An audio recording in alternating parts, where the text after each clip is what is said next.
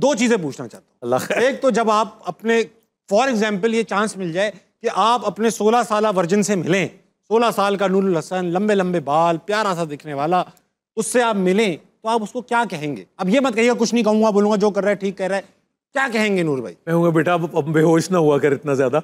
हाँ, क्योंकि आप बहुत बेहोश होते थे। बेहोशी जगह जगह बात सारा काम ही बचपन में काफी बेहोशी में गुजारा। कमजोरी की वजह से था या कोई याद नहीं, वो हुआ ये था क्लास 2 में हम लोग, वो कोई एक दिन मैं नहीं गया तो मैं किसी दोस्त की एक कॉपी वो लाया जो काम नहीं हुआ। तो हमारे अब्बा को चीटिंग से बहुत वो था कि भाई ये बहुत बुरा होता है। तो वो हम लोग डाइनिंग टेबल पे बैठ रहे तो अब उन्होंने ऐसे राउंड लगाया, तो उन्होंने कहा अरे अच्छा तो ये कॉपी हो रही है। तो जब तक वो तीसरे राउंड तक पहुंचे तो मैं फेंट हो गया। बता, आप बेहोश हो चुके? हाँ, फिर उठा दो बेटे, मैंने कुछ नहीं कहा, वो ये वो फला डमकान। खैर फिर मैं वो एक बार चोट भी लग गई, गिर गया था, जिसमें लोगों का ख्याल है कि अभी तक उसी के असरात बाकी हैं। भाई मैं एक किस्सा शायद पहले भी टीवी पे सुना चुका हूँ। ईद पर हमारे घर में रिवाज था कि हम अपने जो घर में काम करने वाले उनके घर पे गिफ्ट्स लेके जाते थे। अच्छा। तो हम ईद अक्सर गर्मियों में, इतनी गर्मियों में ईद पड़ने लगी कि हम एक बार गिफ्ट लेकर गए, उनके घर के बाहर खड़े थे, गर्मी इतनी पड़ी कि हम उनके बाहर आने से पहले उनके फुटपाथ पे बेहोश हो गए। और जब उन्होंने दरवाजा खोला तो हमारी लाश पड़ी हुई थी।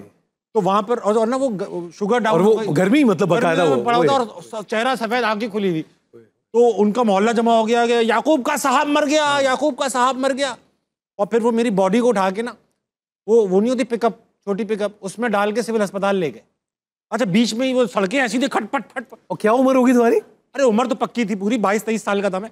तो मैं जब सिविल अस्पताल पहुंचा ना, बीच रास्ते में मेरी तो मैं तो होश में आ चुका था। तो जब वो उतर के आए ना पिकअप से मेरी लाश उठाने के लिए, मैं यूं बैठा हुआ था, यूं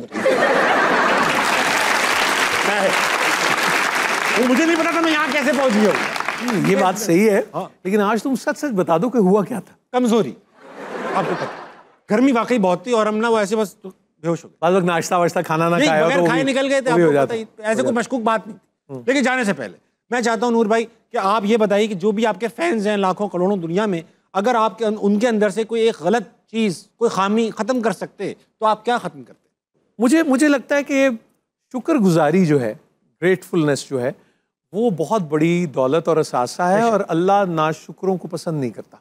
बहुत सही बात की। ये है। और आजाद, ये थे हमारे प्यारे नूरुल हसन भाई। जाने से पहले बहुत अरसे से मैंने कोई कमाल की बात नहीं की। कल रात कुछ ऐसा हुआ कि मुझे आज ये बात करनी जरूरी लग रही है। कुछ अरसे पहले खवातीन आजाद हसना मनाए में मेहमान बने हुमायूं सईद। अच्छा। क्योंकि उनका ड्रामा चल रहा था कि मैं मंटो नहीं हूँ। कुछ ऑडियंस मेंबर्स ने उनसे सवालात किए जिसमें उन्होंने मंटो को मंटू कहा। तो मैंने उन लोगों को करेक्ट किया कि भाई ये मंटू नहीं होता, मंटो होता है। तो कल मुझे किसी खातून का मैसेज आया, मैं उनका नाम नहीं ले सकता, लेकिन उनका सरनेम मंटो ही था।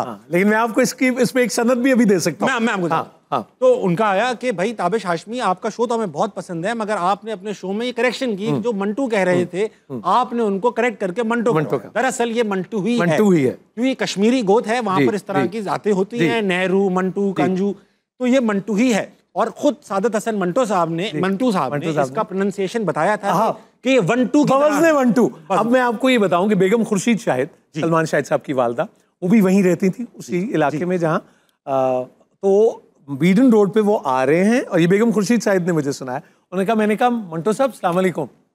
उन्होंने कहा मंटू बवज़ने वंटू। और क्या एक्सप्लेन, क्या कमाल है इससे। सबक हमने ये सीखा कि एक तो बिला वजह में ना हीरो बनना नहीं चाहिए।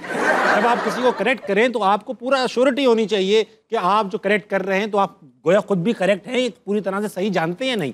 हम ये गलतुल आम है, लेकिन वो गलतुल आम है और फिर अच्छा भी लगने लगता है ना आपको, वो सारा वो चलने लगता है। अब हुआ ये कि दो चीजें हमने इससे सीखी। एक तो बिला वजह में किसी को करेक्ट ना करें, दूसरा किसी को करेक्ट करने का जो तरीका उन खातून ने अपनाया वो इतना ही खूबसूरत था। उन्होंने हमें कोई गाली नहीं दी, आपको कॉल करके हमसे कोई इस तरह की बात नहीं की। उन्होंने हमें बहुत प्यार से अपनी हमारी अच्छाइयां बताई और फिर हमें वो तस्वीर की जो उनको करनी चाहिए थी। आज हम ये एक्नॉलेज भी कर रहे हैं।